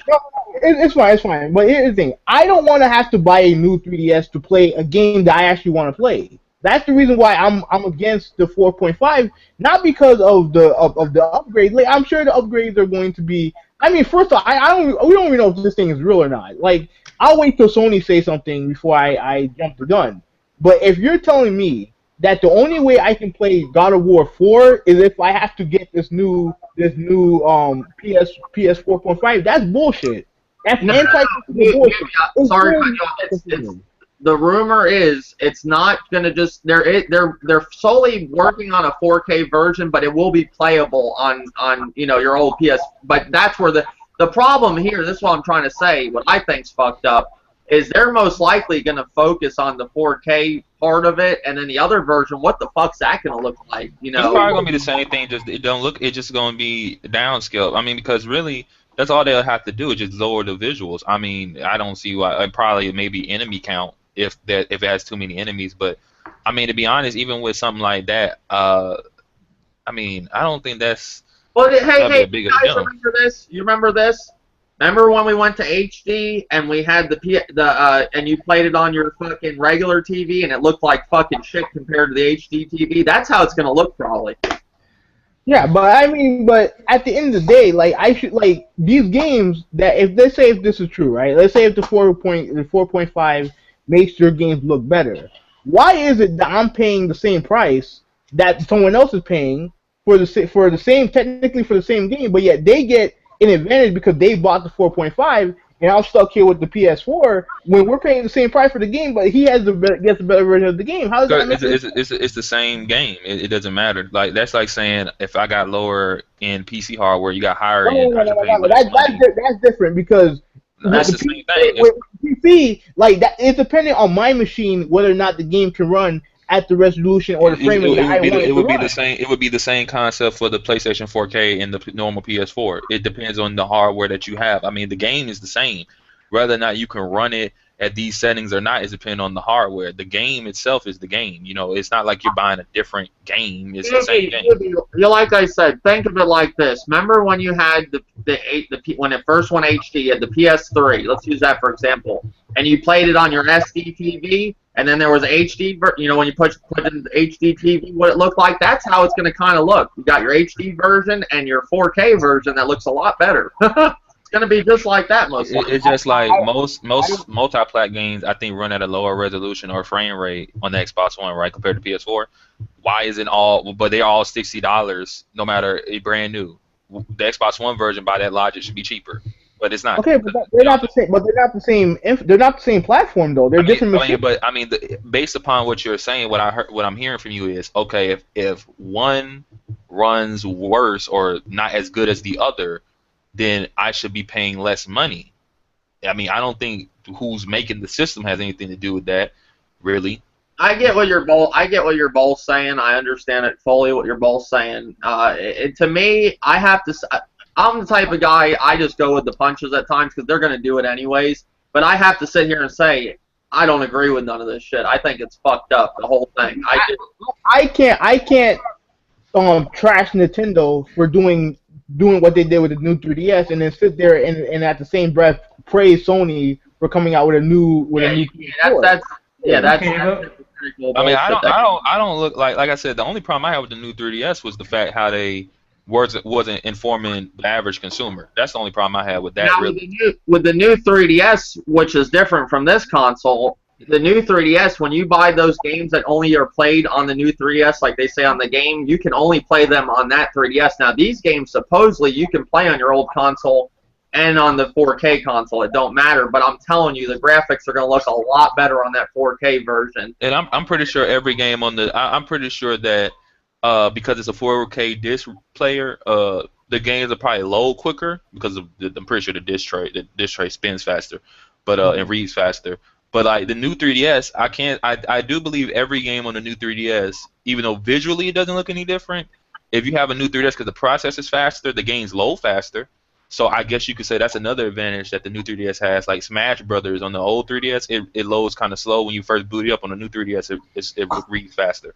So I mean that may happen. That may happen with the new PS4 as well. My problem with Nintendo and that 3DS, what have they put out for that 3DS for games just for it? Like I'm just talking about games. The new 3DS. Yeah. The only games that you can only play on the new 3DS is Binding of Isaac and the Xenoblade game. What's the point of them so you really bought the thing for an extra fucking stick and some 3D visual enhancements? Well, right? I mean it's all the enhance. You got the XL model, you got the bigger screen, you got the faster loading games, you got the actual menus and the digital the eShop runs fast. Everything about it is faster. Oh, okay. So even the menu is faster. The eShop and downloading games is faster. You got the Xenoblade. You can play that. What else does this thing do? It does some other shit too. Like, oh yeah, it got the built-in Circle Pad Pro and the other buttons, which honestly, because you can't really find a Circle Pad Pro like that, that helps with Monster Hunter and a bunch of other games that kind of you would want another analog stick with. So for those upgrades, especially now, $200, I don't. Yeah, most people probably think that's fine. Mm-hmm. And should we really ask people to not have an option? Like, if people want an option, now they can't have an option. They have to wait 5-6 years for an upgrade when they could get one sooner. What if they want that upgrade? I mean, I think a lot of it comes from people just feel like, okay, that people feel I bought the system, and now there's this new model, and like they feel screwed. I mean, I understand why they feel that way, but I mean, me personally, I never looked at it that way. Like, there has been, because sometimes it happens the opposite way. Like I was using as the Vita. If you bought the Vita later, you got some people would classify as the weaker. I mean, it's not weaker, but you got a machine with the not pretty screen. Yeah, with the less quality. Yeah, and some people say because the system's kind of slimmer, it's not as comfortable in the hands. I mean, so that came from if you did wait, and sometimes it's the opposite way around. If you do wait, you get a better deal. Well, sometimes if you wait too long, you get a worse deal. So I mean, I'm not against hardware revisions where they make subtle improvements. I don't mind that. What I mind is when the improvements affect the game, the software that I'm playing it on, where I buy a PS4 and the guy buys a PS4 4.5 or whatever, and he paid the same amount of money for the game that I'm paying for, and he gets a better version of the game because he bought 4K. I get where you're coming from. I feel like I'm getting screwed over for buying your console. How are you getting screwed though? You're getting the same thing that you bought. I just say this: Did you feel screwed when you bought the PS4? No, that's because when you bought it, I'm pretty sure you wanted it, and you probably looked into it and said, okay, this is worth $400, not knowing anything about the future, not knowing if Sony will go under the next day, not knowing if Sony will make a new system or not. You just said at this moment, this is worth $400, right? It's just like me. I bought the Xbox One. I wanted the white one, but they ain't had that one, and I paid $300 for my Xbox One. If I would have waited a couple of months, I could have got the Quantum Break bundle with the white model that I wanted for $300. But in the end, it's whatever. You know what this sets it up for though? Say this console is coming out, which I think it is. Let's say that. Okay. So now, does this make consoles like this like fucking cell phones? Instead of a new cell phone coming out every year, do we have to do every 3 years? We're going to see a PlayStation 4 or PlayStation 5.0, PlayStation 5.5. Is that how it's going to go every 3 years? We're going to be buying a new console to get the better enhancement? I mean, you just don't have to buy the new console. No, but I'm just saying, that's what, so to me, they could just keep doing this shit where it really technically isn't a new console. It's just an upgraded it is and isn't, but they're basically selling you a new product every 3 years and just racking in the they're giving you a half-step console. Yeah. Which, I mean, this has happened before with Sega used to do stuff like this, and, maybe if they did this in this era, it probably worked. Because I'm pretty sure if the PS4K is real, it probably worked. I mean, I don't see, in this day and age where people are used to, especially, let's be real, GameStop, like, I know what you were saying earlier, Dave, like, right now you sell a PS4 to GameStop, get $200. But more than likely when there's a new system or something, or a new revision of a system, like, normally they give a better deal. Like, maybe they'll let you you can sell it for $200 or something and get the system like that. But I mean, it is what it is. Like, there's people who skip multiple versions of the iPhone and wait. Like, they'll go from iPhone 2 to iPhone 5. Like, they'll just hold on to their iPhone 2 forever because they think all the other steps are bullshit. So they'll wait for the other model. I mean, I guess that's just what people have to do. Would you guys say this is short? Now you're going to have a little bit of a shorter generation, really, if you look at the big picture. If you have a shorter generation, then that's fine. Because last generation was way too long. But my thing is this: we're talking about PlayStation 4.5, whatever upgradable Xbox there is, and you're telling me that the graphics that we're seeing right now, you're telling me that's the best they can do. They can't improve.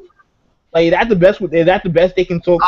Well, They can do they're taking the easy way out, Hubie. They're not wanting to work with the machine they got. They want to just get something better performing to make their job easier. That's all it is. Like, Most companies had So I mean, basically, they really hit a wall in technology. They can't make games quote unquote look better. All they can do is have better artists or different artists and have the systems have higher textures and whatever. Like at this point, I mean, like for instance, let's say the PS4 4K did run games at 4K resolution. Are the textures in 4K? Probably not. Which I mean, at that point, you're basically looking at 1080p textures in 4K, which is not going to look as good as 4K textures in 4K, which will probably blow your mind. I don't think anything is going to be running that anytime soon. Not even a PC. That's you're requesting a I, lot. all right, Grim, I got to ask you this question because you know about a lot of PC and workflow. All right, now they saying that possibly it's supposed to upscale in 4K. Okay, now let's just say we take fuck it, let's go with God of War 3 since we already know how that looks like. All right, you take the remastered God of War, and then you take the one that they're going to make for the 4.5, and it's going to be upscaled to 4K. Is that a big leap in looks, or is it like it's just minor, or it's okay? There's no need for me to upgrade. I mean, okay. From what I'm understanding, how you're putting it, it's kind of like there are graphics cards that if you ain't got if you ain't got the 4K monitor or TV, you can upscale in 4K and it like down samples or whatever. If the game is the same, right? The textures are the same, everything's the same, the frame rate is the same, all that. The only difference, if you play on the 4K model, you can run the game at 4K resolution, which will more than likely be an upscale and not native. I mean, yes, it's going to look better than 1080p because like you're even though it's an upscale, it's so higher than 4K is higher than 1080p significantly, Right. so it's going to look better than 1080p. But is that enough to buy a new system? And Probably the, not. and the TV to go with it. Yeah, you would need a TV because even if, like, let's say you had the 4K model, but you have a 4K TV and the game was upscaling in 4K, that would kind of be irrelevant because you don't have a 4K TV to begin with. So you wouldn't see anything really. You wouldn't over, notice. it's gonna be like HD. It's gonna be like if you want to choose to have your SD TV or your HD TV, like last generation. That's probably what it's gonna look like. The HD version look a lot better. That's what it's gonna be like. Have you guys seen 4K television? Honestly, I've seen 4K TV. I don't really see the. Yeah, it looks better than 1080p, but They're cheap. Like really, I looked at them yesterday. I haven't looked at them in a while. The prices, 4K TVs, you can pick one up at Walmart for $500-600. It ain't that bad, I mean, but the way I'm thinking though, like these consoles right now, they can't even do 1080p 60 frames a second, but yet we're talking about 4K gaming. Yeah, Like, but I mean, the new machine can see, one thing people are forgetting, technology is moving so fucking fast. They can do it now, but not with this machine. Not necessarily. You're not gonna get 8K power of 4 Titans. Nothing like that. No, I'm not saying that. But now, is there 4K gaming on PC? Is it possible? I've seen yeah, it. you could do 4K gaming on PC. but it's not standard. It's not the gold. It's not the gold standard to gaming on PC. If you playing the games that most people play on PC, like like even though these games are mobile games and stuff like that, these games are very popular on PC. And actually, like Dota actually looks good because of all the particle effects and the lights and stuff. You can run that in 4K easy, like on $100-some-odd graphics card. When you're talking about running Quantum Break in 4K, then you're gonna be looking to some higher end hardware. Like I said, if Sony wanted to make like what the PS4 4K ran indie games in 4K, I don't think anybody would really care at that point. No. No, I wouldn't. Like Sony said, look, all the indie games running at 4K.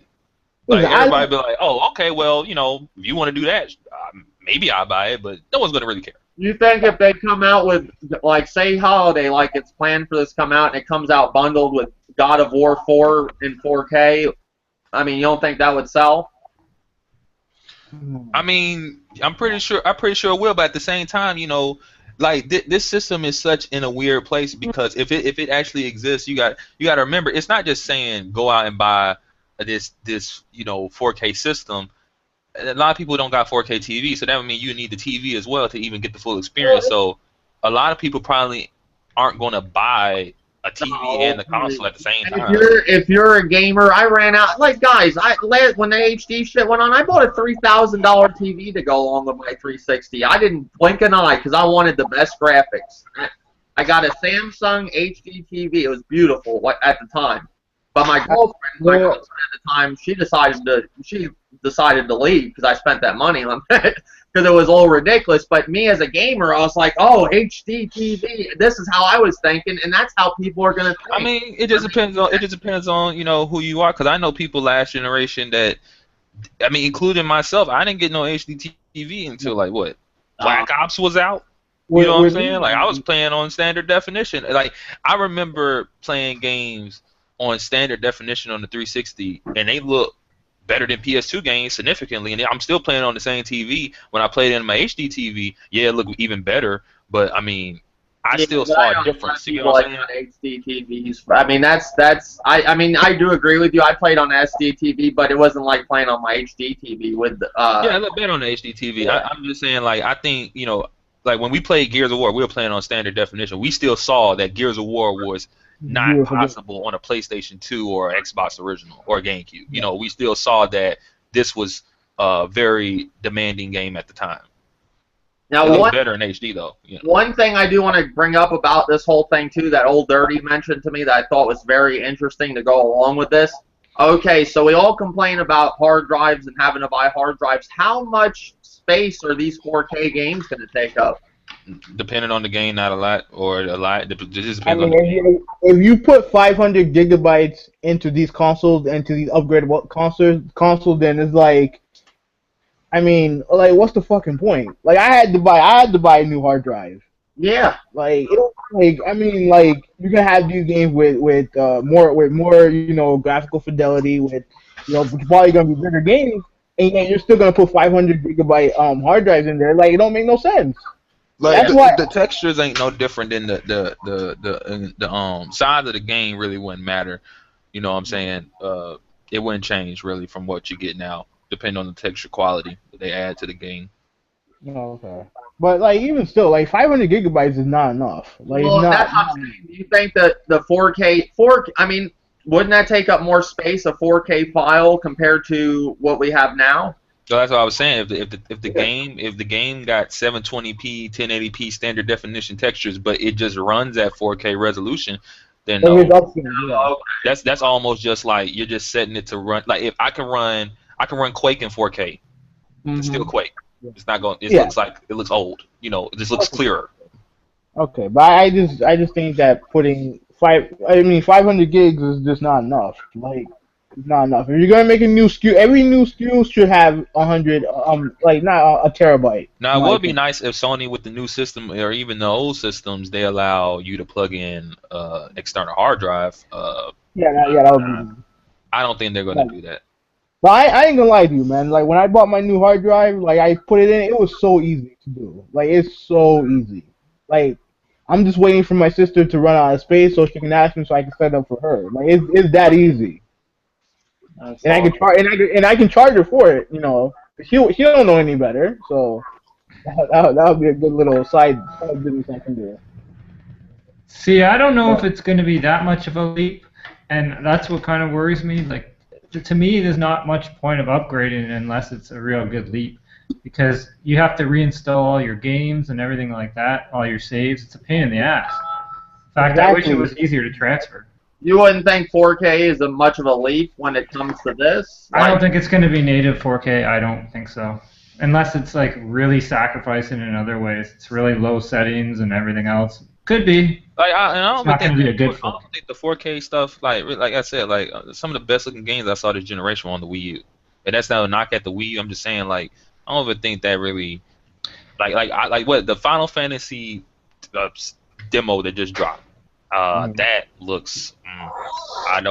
That game has no anti-aliasing. That demo doesn't, at least. I don't know what they're doing with that, but that don't look too hot.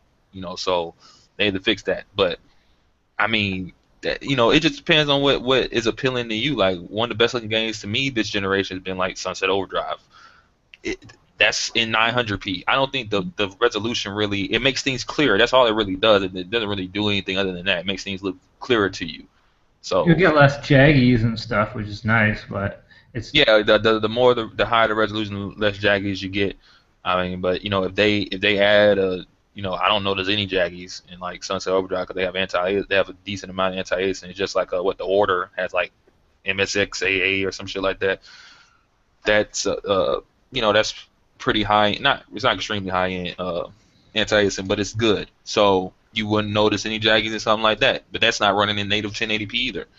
I don't even know if yeah. it would even really matter, with this new system. It just depends on what they do. They make games that only work on the new one, then hey, look, I guess you just need the new system to play those games. One other question: do you guys think these 4K games, like Old Dirty S2 the other day, the 4K games would be more money? Probably not. Probably not. Like, $60. are 4K movies more money? Yeah, of course. Like they should be. If you're advertising something better, then it should cost more money. Yeah. That's the whole thing. What I was saying is like, maybe it's not enough information Sony has put out because I'm hearing people saying that no, the game it's just going to make the games native 1080p and actually run at 60 frames per second. Then some people saying no, it's actually 4K gaming. Now I'm hearing no, it's just upscale to 4K, and I'm like, okay, all this 4K for $400, that's cheap as hell. You know what I'm saying? And then I'm like, okay, hard drive space. Then I'm thinking about, okay, how big are these fucking games? You know what I'm saying? Like, and what is the leap? What is the jump from the regular PS4 to the 4.5? Like, is it going to look like from PlayStation 2 to PlayStation 3? No. Or is it going to be PlayStation 2 to PlayStation 4? Like, what is the big leap? Because PlayStation 4 and 3 don't even look like from PlayStation 2 to 3. If anything, it's I don't see them. All I see is Sony like making a system that plays 4K Blu-ray movies. Probably maybe it does something with the VR that's simpler. I don't know. If anything, made because of the disk drive, probably loads your games quicker, which would make sense. You got a 4K reader in there. Games other than indie games probably run at 4K. I don't see any of the other games running at native 4K or maybe even 4K upscaled.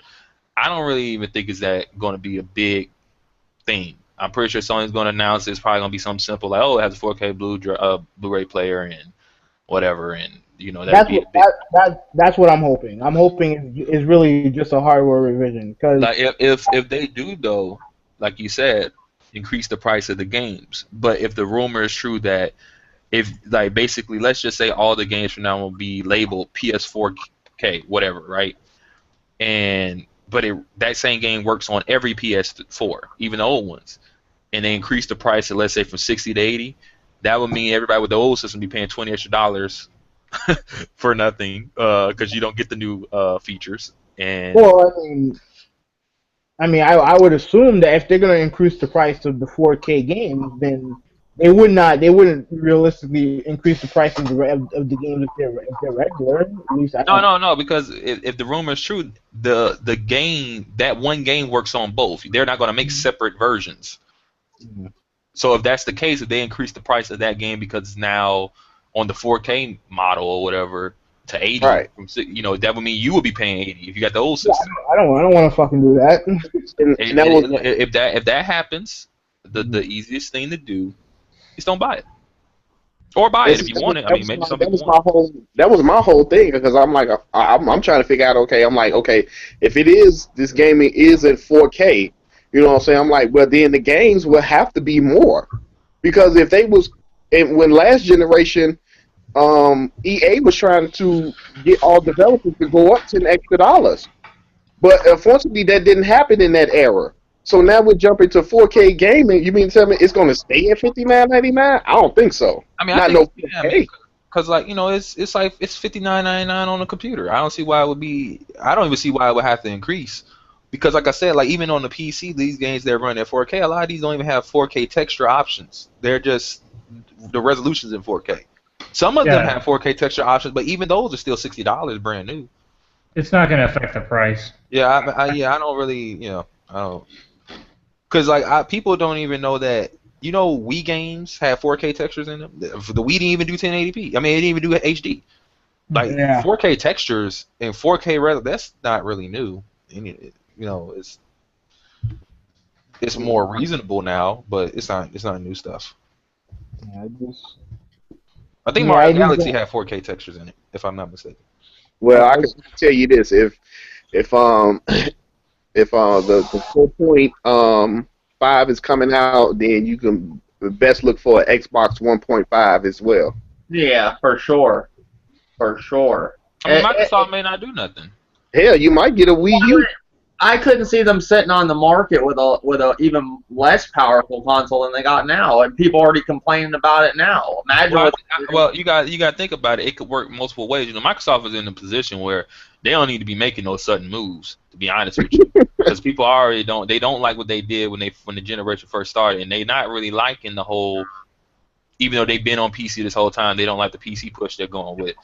So them making some other moves may irritate other people. But let's say they see Sony doing it, and they say, okay, we should do it too. But If that could fix their problems too. They what could. if Sony flops? It flops for Sony. See, if Microsoft sit back and wait, and if Sony fails at doing whatever they're doing, then hey, look, they didn't do it. Microsoft didn't go in with them, so they didn't take a loss if, either. But you're looking at this could be their way to fix their problems too, to get a more powerful machine, and then they're neck and neck, and then that whole power issue's gone. Because let's all be real here. Everybody says the Xbox is less powerful, and that's one thing that fucking hurts it. That's all people talk about. Oh, quantum rate.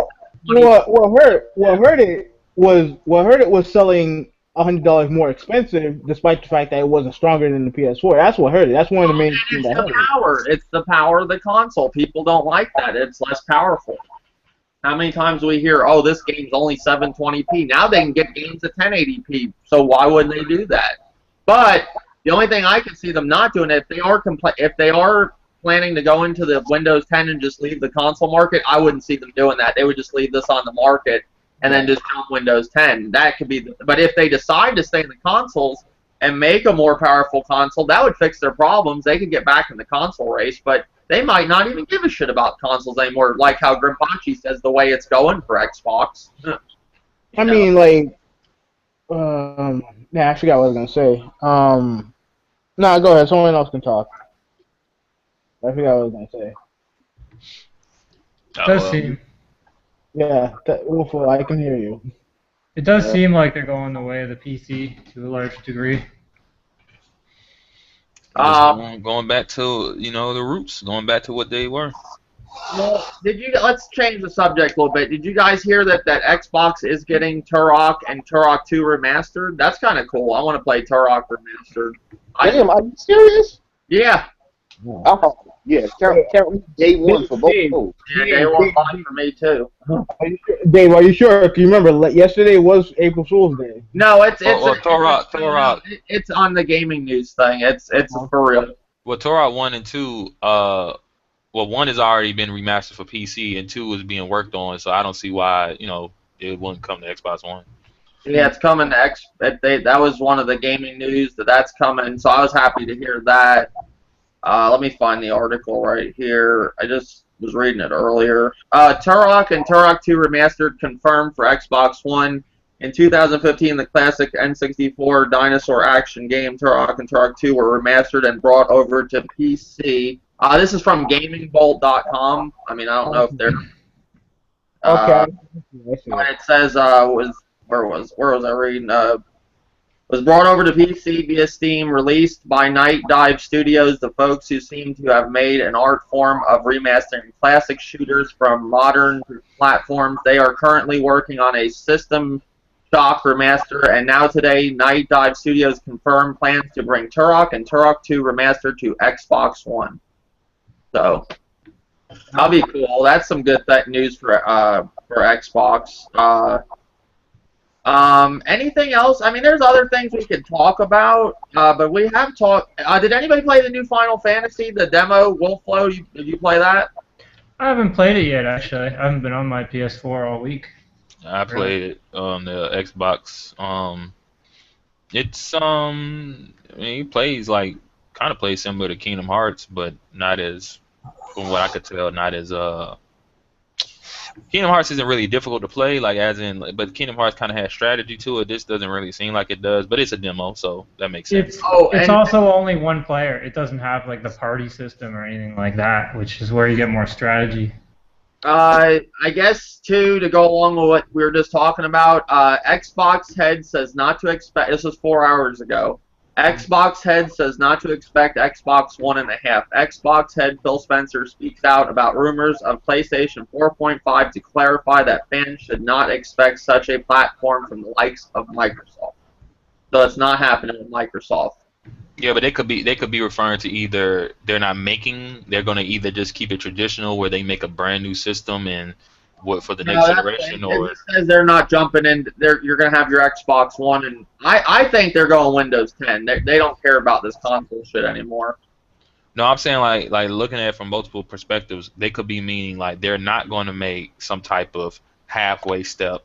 Or it says if you're a gamer and you've been online lately, then you've likely heard mumbling or reading reports from Sony is working on a more powerful version of the PS4 console, being referred to the PlayStation 4.5. While this amped-up version of the industry-leading hardware is said to arrive prior to release of PlayStation VR later this year, it seems that Microsoft won't be following suit with a higher-powered rendition of the Xbox One platform. Speaking with GameSpot, the head of Xbox, Phil Spencer, confirmed that he wasn't a big fan of churning out slightly upgraded hardware. Instead, Spencer clarified that he'd rather make such upgrades more substantial in a bid to prevent consumers that have invested in the hardware from feeling alienated down the road, something that could realistically happen with the future software moving forward. So he wants to just keep it what they got.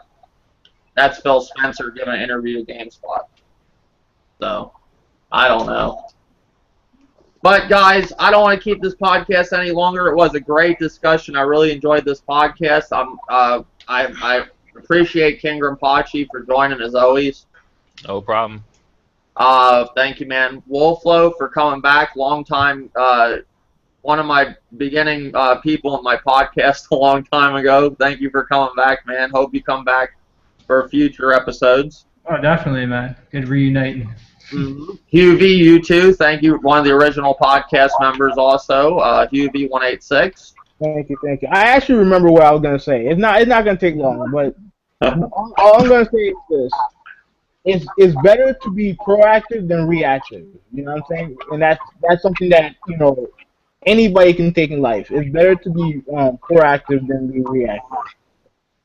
Yeah, I agree. I mean, one thing people got to understand about this whole 4.5, it's a big rumor. I wouldn't say it's just a regular rumor. It's a big rumor, but it still is a rumor. We haven't heard Sony come out and clarify this and say, hey, guys, this is what we're doing. But when you have GameSpot and everybody talking about it, it's not like you look at NX rumors and you don't see GameSpot and all them talking about it. You just see the same people going on that give you rumors all the time. This was all over the internet, so I would have to say this is most likely true. And now you got Phil Spencer commenting on it and saying, we're not doing this. Sony hasn't came out and said shit, so most likely it's true. It sucks. I will say this. I'm not for this. Will I get one if I get a 4K TV? Most likely, yeah, I will get it. See, my only downfall with all this, they're trying to push if they are doing this, they're pushing a new console this year, of upgraded console and PlayStation VR all in the same year.